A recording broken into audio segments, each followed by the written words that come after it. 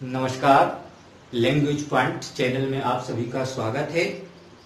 पिछले वीडियो में आप लोगों को हम वर्णमाला के बहुविकल्पीय 10 महत्वपूर्ण क्वेश्चन लेके आए थे और जिन महत्वपूर्ण 10 वर्णमाला के क्वेश्चनों को आप लोगों ने हल किया था और वर्णमाला के बहुविकल्पीय प्रश्नों की उसी श्रृंखला का भाग दूसरा हम लेके आए हैं और इस दूसरे चरण में वर्णमाला के अति महत्वपूर्ण 10 प्रश्न लेकर आए हैं जिन्हें आप लोग हल करेंगे।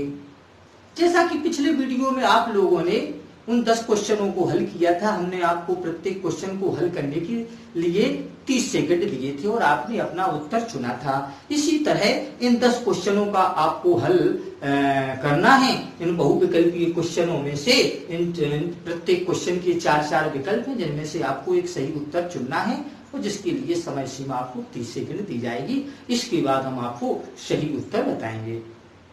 तो हमें उम्मीद है कि आप अपना सही उत्तर चुनेंगे और इन क्वेश्चनों को हल करेंगे। आइए तो अब हम इन क्वेश्चनों को हल करते हैं। देखिए पहला क्वेश्चन, विव्रत समव्रत स्वरों के विभाजन का आधार है। विव्रत समव्रत स्वरों के विभाजन का आधार है। ए कंठ, बी तालु, सी जीभ, डी ओंठ।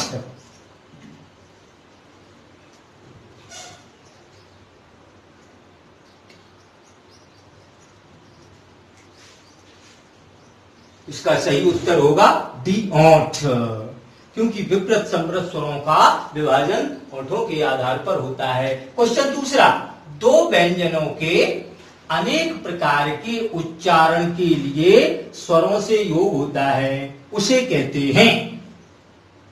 ए अक्षर, बी वर्ण, सी मात्रा, डी पद।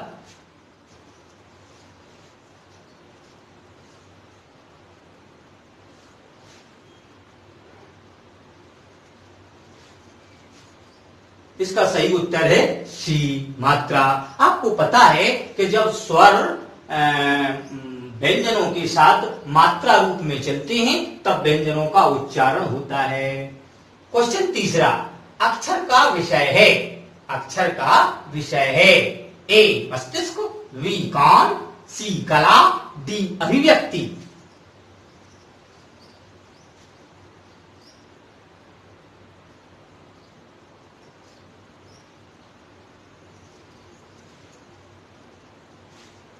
इसका सही उत्तर है बी कान। आपको हमने बताया था वर्ण या अक्षर का जो विषय है वो कान है, वर्ण कर्ण का विषय है, वर्ण कर्ण का विषय बताया। क्वेश्चन चौथा, फारसी में किस ध्वनि का उच्चारण हा की भांति होता है। ए या, वी वा, सी सा, डी का।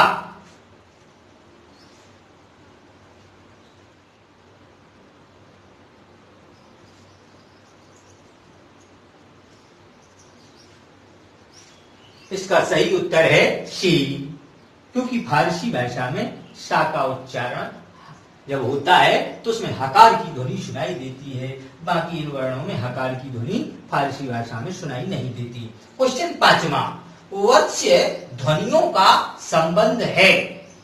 वत्स ध्वनियों का संबंध है। ए कंठ से, बी तालु से, सी मसूड़े से, डी दांत से।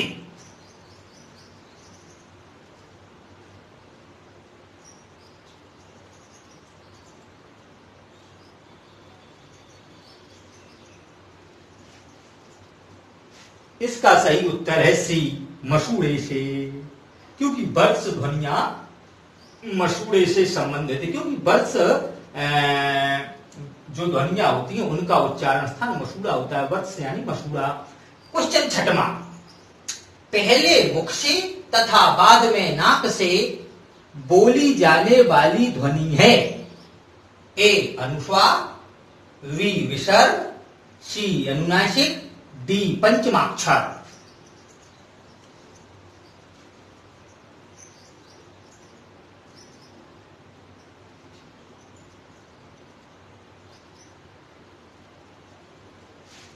इसका सही उत्तर है ए। इसका सही उत्तर ए है। क्यों? क्योंकि अनुस्वार अम को अनुस्वार कहते हैं तथा आहा को विसर्ग कहते हैं। तो अम का जब उच्चारण हम करते हैं, अनुस्वार का जब उच्चारण करते हैं तो पहले मुंह से शुरुआत होती है। पहले मुंह, इसके बाद शुरुआत मुंह से और उसका अंत नाक से होता है। तो पहले इसका अनुस्वार का उच्चारण मुख से होता है तथा बाद में नाक से होता है।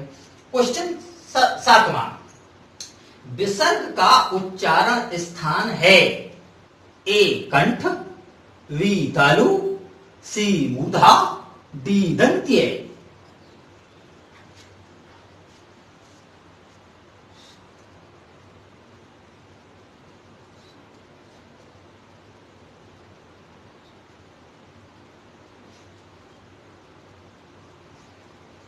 इसका सही उत्तर है ए।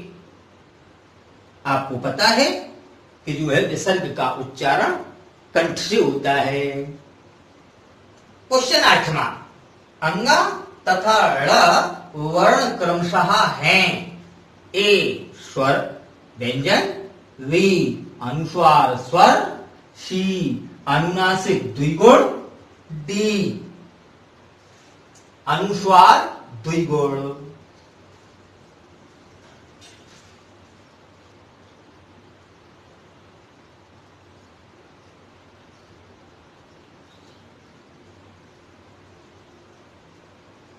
इसका सही उत्तर है सी।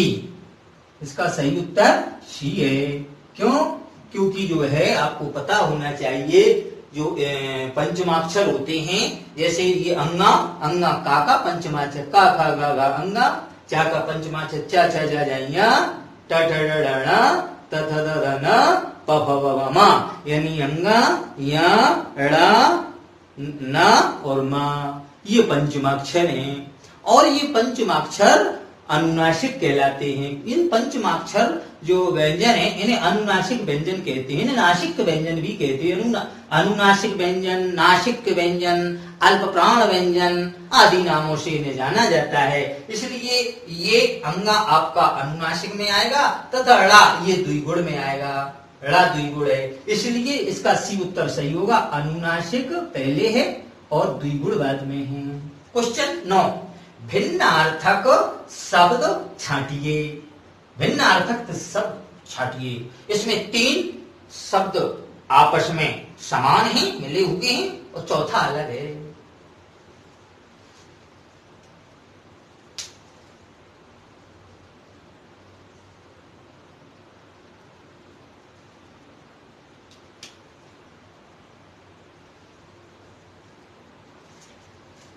इसका सही उत्तर है डी, प्रकंपित।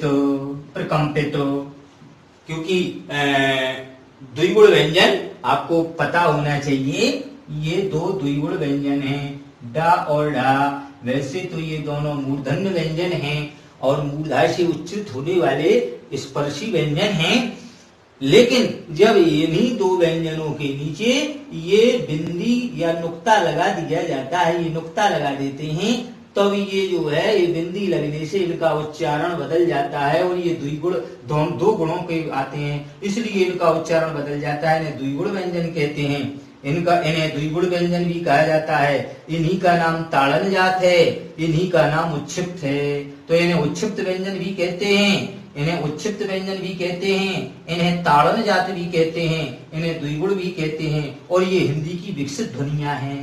तो इसमें 3 कॉमन है, द्विगुण, ताड़नजात, उच्छिप्त। ये भिन्न है, प्रकंपित भिन्न है, क्योंकि प्रकंपित के अंतर्गत रा आता है। क्वेश्चन 10वां, स्वर का उच्चारण स्थान कौन सा नहीं है? ए कंठ, बी दंत, सी तालु, डी ओष्ठ।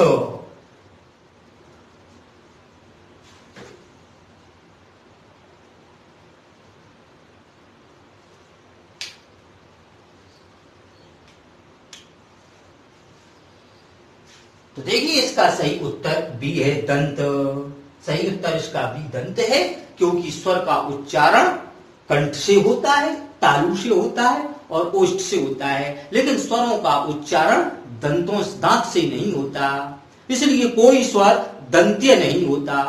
क्योंकि आपने देखे होंगे कंठ स्वर भी होते हैं, तालव्य स्वर भी होते हैं, ओष्ठ स्वर भी होते हैं, लेकिन दंत स्वर नहीं होता, क्योंकि दांतों का स्वरों का उच्चारण दांतों से नहीं होता। तो आप लोगों ने ये 10 क्वेश्चन हल किए और उम्मीद है कि आप सब लोगों ने सही सही उत्तर का चुनाव किया होगा। और इसी तरह आप पढ़ते रहिए, पढ़ाते रहिए, स्वस्थ रहिए, प्रसन्न रहिए। और अगले वीडियो में आप लोगों से फिर मुलाकात होगी। नमस्कार।